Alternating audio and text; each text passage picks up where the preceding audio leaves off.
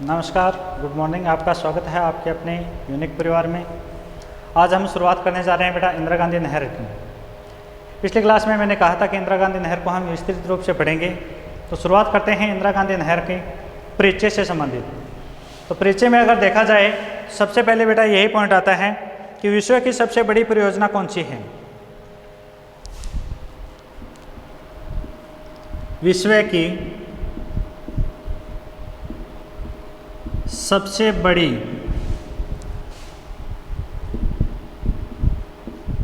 नहर परियोजना।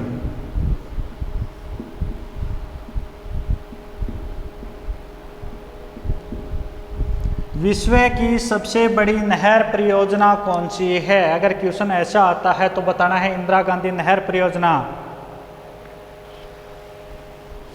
परिचय में दूसरा पॉइंट आता है बेटा, पश्चिमी राजस्थान में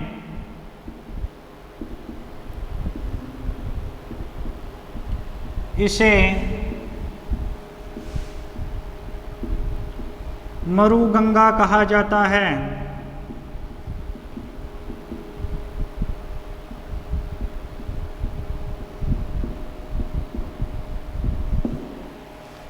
पश्चिमी राजस्थान में इसे क्या कहा जाता है?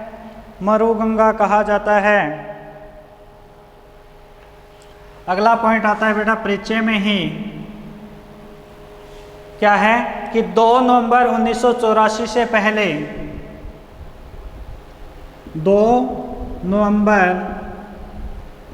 1984 से पहले इसे राजस्थान नहर कहा जाता था।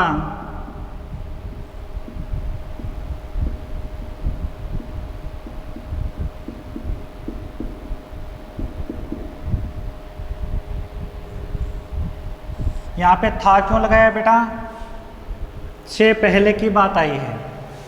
और वर्तमान में यहाँ पे है लगाया है। क्यों लगाया है? कि पश्चिमी राजस्थान में कहा जाता है, यानी वर्तमान स्थिति की है ये बात। यानी पहले किस नाम से जाना जाता था? राजस्थान नहर के। यह राजस्थान की एक महत्वपूर्ण नदी घाटी परियोजना है। यह राजस्थान की एक नदी घाटी परियोजना है।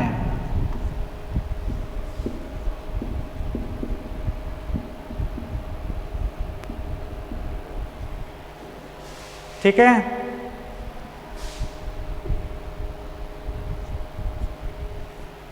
तो परिचय में आपको बेटा ये 4 पंक्ति बतानी है। क्या है? पहली कि विश्व की सबसे बड़ी नहर परियोजना कौन सी है? इंदिरा गांधी। यानी सभी में छोटा क्वेश्चन है, चारों पंक्ति छोटे क्वेश्चनों से संबंधित है। लेकिन जब पूरा पूछा जाता है कि इंदिरा गांधी नहर परियोजना पर टिप्पणी लिखिए, विस्तृत वर्णन कीजिए, उल्लेख कीजिए, तब हमें सभी चीजें इसमें बतानी होंगी। तो परिचय में सबसे बड़ी नहर परियोजना इंदिरा गांधी। इसे पश्चिमी राजस्थान में क्या कहा जाता है? मरुगंगा। इंदिरा गांधी जो नहर परियोजना है उसको 2 नवंबर 1984 से पहले क्या कहा जाता था? तो किस नाम से जाना जाता था? तो बताओ, राजस्थान नहर नाम से जाना जाता था। और यह एक कौन सी परियोजना है? तब बताना है नदी घाटी परियोजना है। यह क्या है? एक नदी घाटी परियोजना है। आगे हम बात करेंगे बेटा इसमें निर्माण से संबंधित।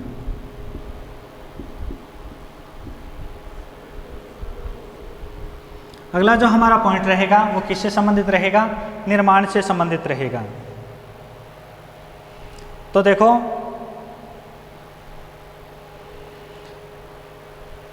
इसके निर्माण का सुझाव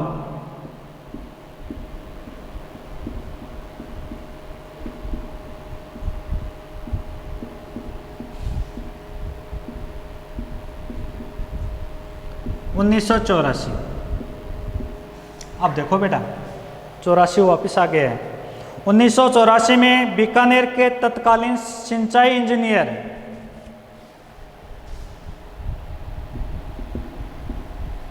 बीकानेर के तत्कालीन सिंचाई इंजीनियर।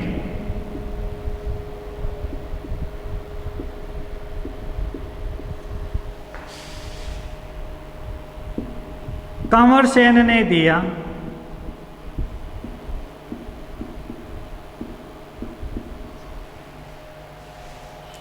यानी इस नहर के निर्माण संबंधी जो सुझाव है सबसे पहले किसने और कब दिया, तो 1984 में किसने दिया था, तत्कालीन सिंचाई इंजीनियर कंवर सेन ने दिया था।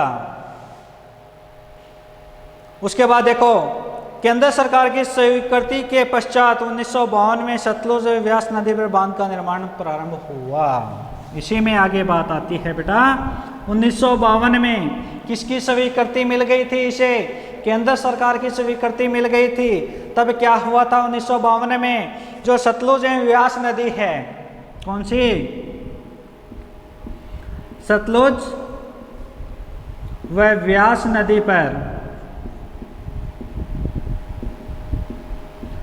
बांध बनना प्रारंभ हो गया।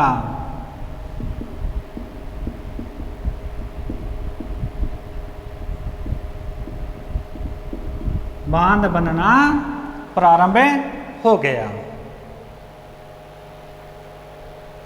अब आगे देखते हैं बेटा, इसी में अगला टॉपिक आता है उद्देश्य। यानी इस नहर को बनाने का प्रमुख उद्देश्य क्या था। यानी जो हमारी इंदिरा गांधी नहर है, इसको बनाने का प्रमुख उद्देश्य क्या था। उद्देश्य की बात आती है तो उद्देश्य में आपको बताना है कि राजस्थान के पश्चिमी भाग में, पीछे पश्चिमी मरुगंगा आई थी ना बेटा, तो राजस्थान के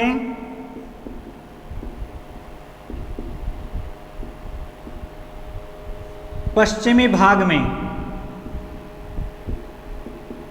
सिंचाई, सबसे पहले तो ये पॉइंट लिखना है इस उद्देश्य में, किसके लिए, सिंचाई के लिए। दूसरा है पेयजल, यानी पीने के लिए। तीसरा आता है पशुपालन। चौथा आता है मत्स्य पालन तथा अन्य उपयोगी कार्यों हेतु जल उपलब्ध करवाना है। अन्य उपयोग हेतु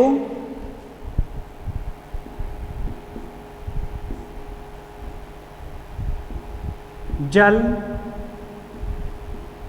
उपलब्ध करवाना है।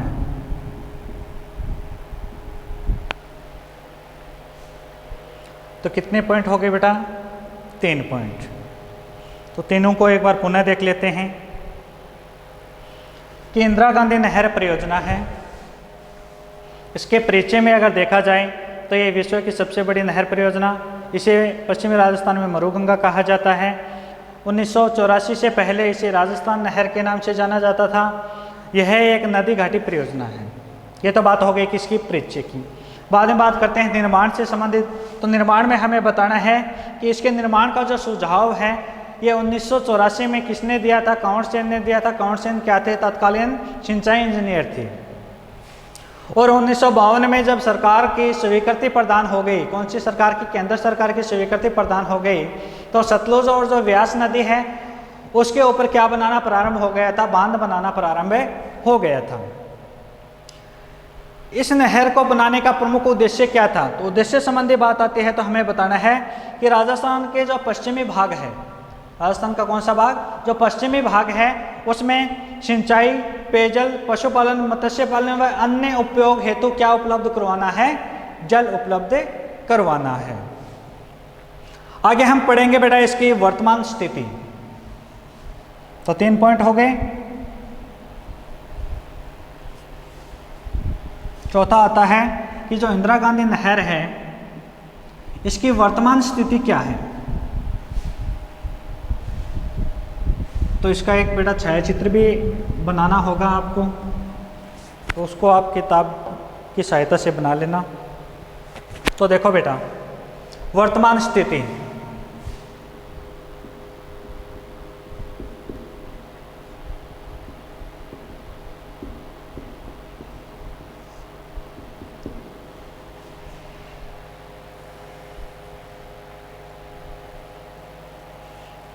तो शुरुआत करते हैं हेरिके बैराज से।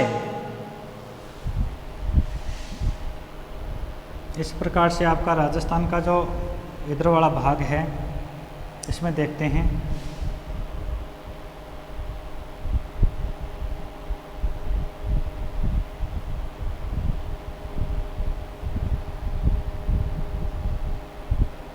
इस प्रकार से भाग है ना बेटा, श्री गंगानगर, हनुमानगढ़, ये तो है।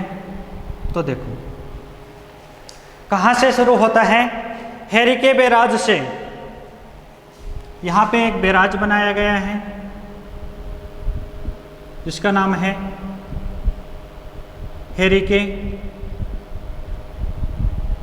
बैराज, ठीक है। हेरिके बैराज से हनुमानगढ़ के, किसकी बात आई है, हनुमानगढ़ की, हनुमानगढ़ के मसीतावाली तक, यहां से लेके यहां तक मसीतावाली कहाँ है, हनुमानगढ़ में। हेरिके बैराज से मसीतावाली तक 204 किलोमीटर फीडर नहर है। ये जो बीच की दूरी है बेटा ये कितनी है, 204 किलोमीटर है,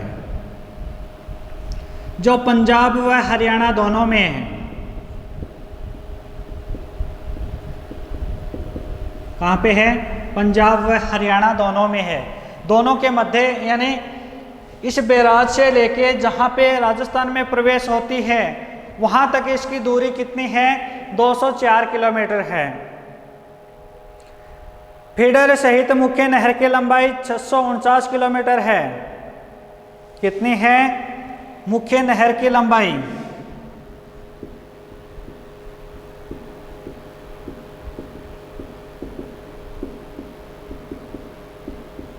किसके सहित, फीडर के सहित।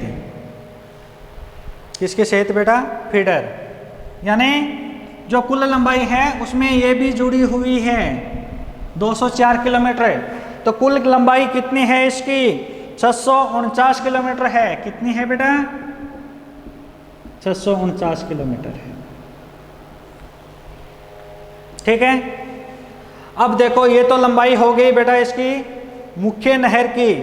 अब अनेक वितरिकाएं जो फैली हुई हैं, यानी इनकी ये नहर जब निकलती है इसकी अनेक छोटी छोटी जो शाखाएं इस प्रकार से बंटी हुई हैं, उनको जोड़कर कुल लंबाई कितनी है,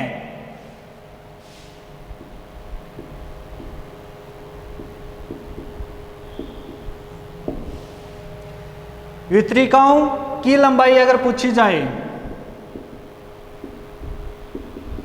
तब इसकी कुल कितनी होती है बेटा ये बताना है। तो इसमें बताना है 9060 किलोमीटर। कितनी है, 9060 किलोमीटर है, ठीक है। इनसे लगभग कितना क्षेत्र सिंचित होता है, यानी ये जो कुल हमने किलोमीटर की लंबाई ली है इनसे कितना प्रतिशत भूभाग है जो सिंचित हो सकता है। इसमें बताना है 18.72 लाख।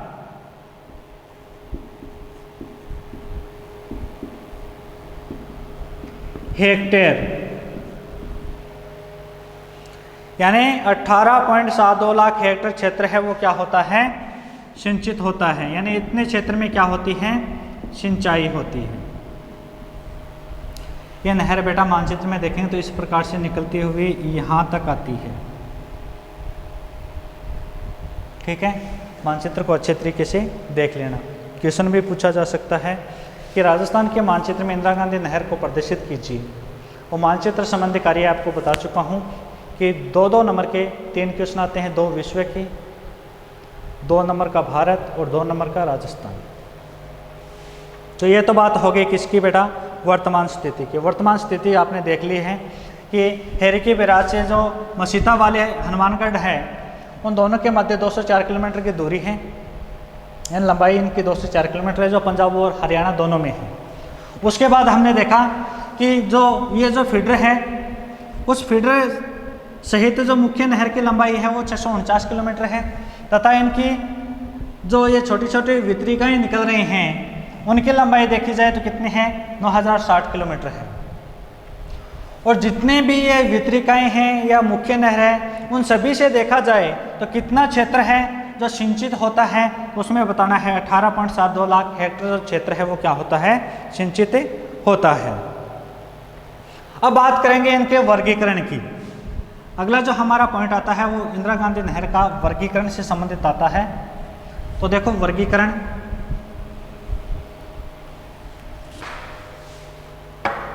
इंदिरा गांधी नहर का वर्गीकरण।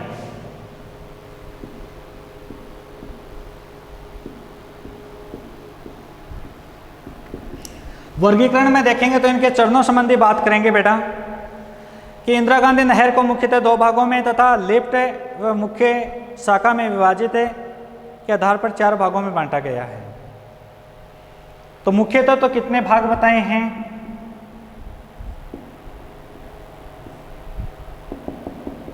2। मुख्यतः कितने हैं, 2 हैं। लिफ्ट व मुख्य शाखा के विभाजन के आधार पर लिफ्ट व मुख्य शाखा के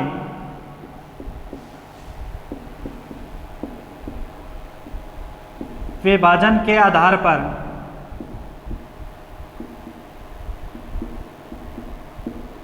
कितने भागों में बांटा है, 4 भागों में। कितने भागों में बेटा, 4 भागों में। तो इसके चरण दिए हुए हैं, प्रथम चरण, द्वितीय चरण, लिफ्ट नहर और मुख्य वितरिकाएं। तो 4 हो गए, 2 चरण हो गए, मुख्य शाखा भी हो गई और लिफ्ट नहर भी हो गई। तो कुल मिला के कितना हो गया, 4 हो गया। तो शुरुआत करते हैं हम प्रथम चरण की। किसकी बात करेंगे, प्रथम चरण की। इसको थोड़ा सा ध्यान में देखना बेटा वर्गीकरण को। प्रथम चरण में क्या हुआ था,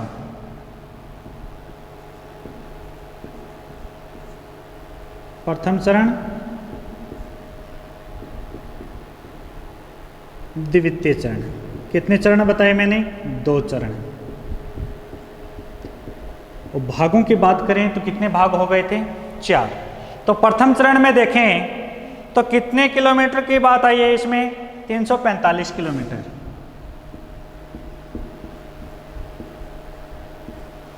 कितने किलोमीटर है, 345 किलोमीटर है। और 345 किलोमीटर में देखा जाए तो कितना क्षेत्र है वो सिंचित होती है। तो इसमें आपको क्षेत्र बताना है 5.53। कितना है, 5.53 लाख हेक्टेयर क्षेत्र में क्या होती है, सिंचाई होती है।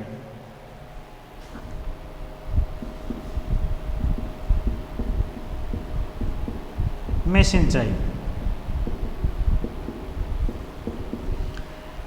यानी प्रथम चरण में 345 किलोमीटर बेटा लंबी वितरिका बनाई गई थी, जिससे 5.53 लाख हेक्टेयर में क्या होती है, सिंचाई होती है। अब बात करते हैं द्वितीय चरण की। तो द्वितीय चरण में बेटा क्या हुआ था, 256 किलोमीटर मुख्य नहर,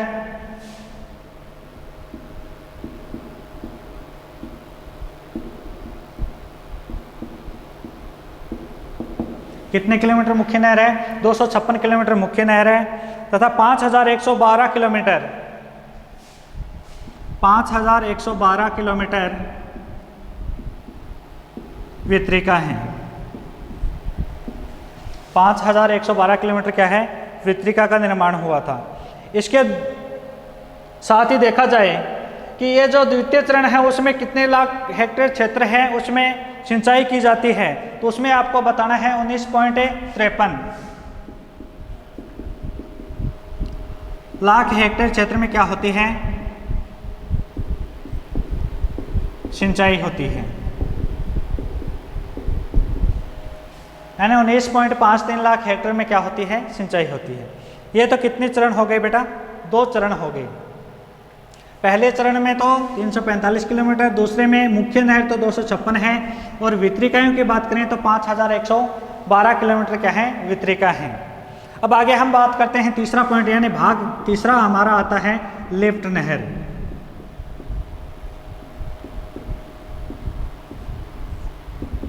तीसरा कौन सा आता है? लिफ्ट नहर आता है। तो लिफ्ट नहरों में देखेंगे हम बेटा, इसमें 8 नाम दिए गए हैं, 8 लिफ्ट नहरें बनाई गई हैं। पहली है गंधेली सावा लिफ्ट नहर,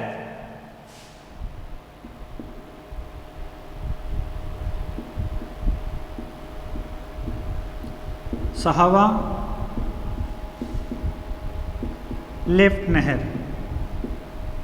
ये जो गंधेली है बेटा, ये नौर में है। कहाँ पे है? नौहर में, याद रखना। दूसरी आती है बीकानेर लूणकरणसर लिफ्ट नहर,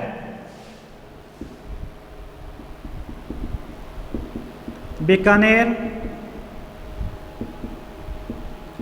लूणकरणसर लिफ्ट नहर। ये दोनों नाम से हैं, बीकानेर और लूणकरणसर में। तीसरी है गजनेर लिफ्ट नहर,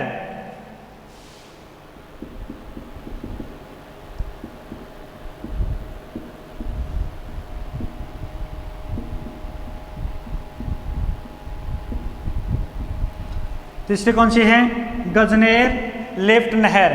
चौथी की अगर हम बात करें तो आता है बेटा बांगड़सर। कौन सा सर? बांगड़सर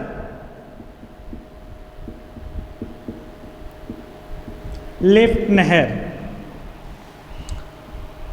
पांचवा आता है कोलायत लिफ्ट नहर। छठा आता है बेटा फलोदी, ये भी क्या है? लिफ्ट नहर है। सातवीं की बात करें तो आता है पोकरण,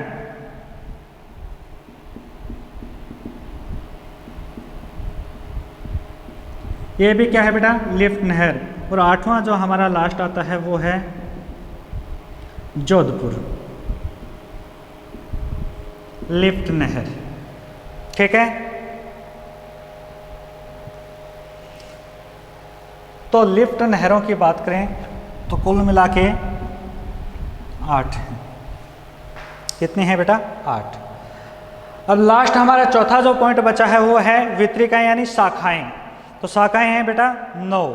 कितनी शाखाएं हैं? 9 शाखाएं हैं। पहली शाखा आती है राउतसर, दूसरी है सूरतगढ़, तीसरी आती है अनूपगढ़, चौथी है पुंगल, पांचवा है चारणवाला, छठा है दातौर, सातवां है बिशलपुर शाखा। तो वो बिशलपुर तो था बेटा कहाँ पे? जयपुर में। ये बिशलपुर शाखा कहाँ पे है? बीकानेर में है। आठवीं आती है शहीद बिरबल शाखा जैसलमेर में, और 9वीं है सागरमल गोपा शाखा जैसलमेर में। इस प्रकार से 9 शाखाएं भी बांटी गई हैं। पुनः सुन लो एक बार। पहली है राउतसर, दूसरी है सूरतगढ़, तीसरी जो हमारी है वो अनूपगढ़, चौथी आती है पुंगल, पांचवी चारणवाला, छठी है दातौर, सातवां बिशलपुर, आठवां बिरबल शाखा और 9वां है सागरमल शाखा। और लास्ट वाले दोनों कहाँ पे हैं? जैसलमेर में। तो इसी के साथ जो हमारे चरण था, वर्गीकरण था, वो क्या होता है? पूर्ण होता है। आगे हम बात करेंगे बेटा इस नहर के लाभ से संबंधित। अगला पॉइंट क्या रहेगा? लाभ का रहेगा। ये तो समझ में आ गया होगा, नहीं आया तो वीडियो को पुनः देख लेना बेटा।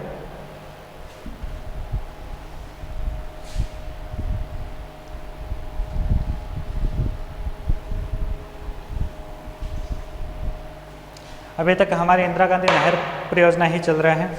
अब बात करेंगे किसकी बेटा? लाभ की, कि इस नहर के क्या लाभ हैं, यानी ये जो परियोजना है इसके लाभ क्या हैं।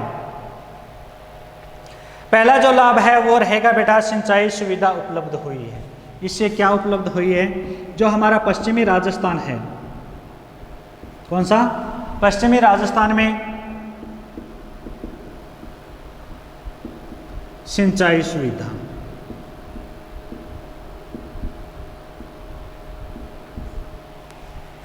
दूसरी बात करूं तो पेयजल की सुविधा उपलब्ध हुई है।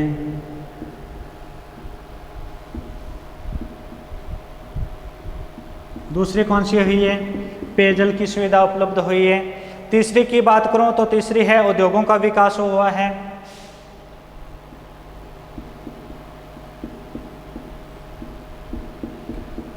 अब दिमाग में क्वेश्चन उठ गया होगा कि उद्योगों का विकास क्यों हुआ है, कैसे हुआ है। तो बेटा जहाँ पे सिंचाई होगी वहाँ पे फसलों की पैदावार अधिक होगी, और फसलों पे यानी कृषि पे ही कौन निर्भर होते हैं, उद्योग निर्भर होते हैं। अगला हमारा रहेगा कृषि उत्पादन बढ़ा।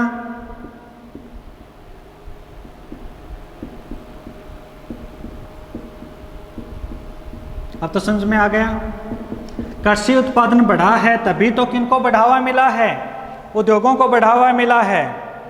अगला आता है बेटा इसमें अकालों पर नियंत्रण पाया गया है। अकाल, काल क्या करना है, अकालों पर नियंत्रण। और बांधों का निर्माण हुआ है, तो बेटा बांधों के निर्माण में हुआ है तो देखो विद्युत उत्पादन भी बड़ा होगा, विद्युत उत्पादन बढ़ा। सभी चीज में बढ़ोतरी हो रही है, तो आप सोचो बेटा इसमें कि लोगों की आय भी बड़ी होगी,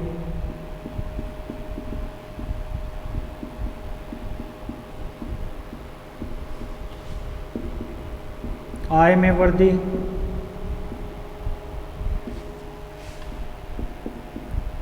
आठवां है पशुपालन, मत्स्य पालन,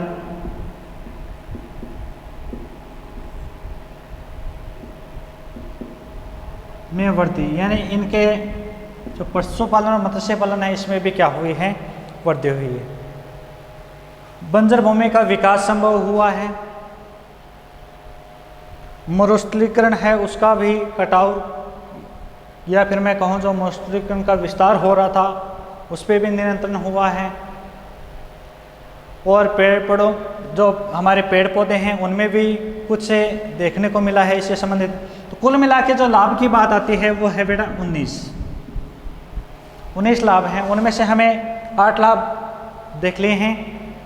पहला है सिंचाई सुविधा, दूसरा पेयजल की सुविधा, तीसरा उद्योगों का विकास, चौथा कृषि उत्पादन बढ़ा, अकालों का नियंत्रण, छठा आता है विद्युत उत्पादन बढ़ा, लोगों की आय में वृद्धि हुई है, मत्स्य पालन पशुपालन में भी विकास हुआ है, और हमारा जो भूमिगत जल है उसमें भी बढ़ोतरी हुई है, बंजर भूमि का भी विकास हुआ है, और वन व्यवसाय है उसको भी बढ़ावा मिला है, मरुस्थल पर नियंत्रण हुआ है, वन क्षेत्र और चारागाहों का भी विकास हुआ है, सिंचाई के रूप में अनेक प्रत्यक्ष लाभ भी हमें देखने को मिले हैं। इस प्रकार से कुल मिला के 19 लाभ हैं जो हमें इंदिरा गांधी नहर परियोजना से प्राप्त हो रहे हैं।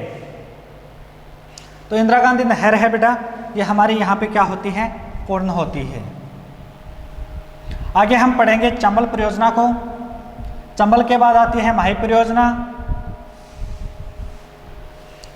तो उन दोनों परियोजनाओं को पढ़ेंगे हम अगली क्लास में। आज के लिए बस इतना ही, मिलते हैं बहुत जल्द। तब तक के लिए धन्यवाद। आप सभी का दिन शुभ हो।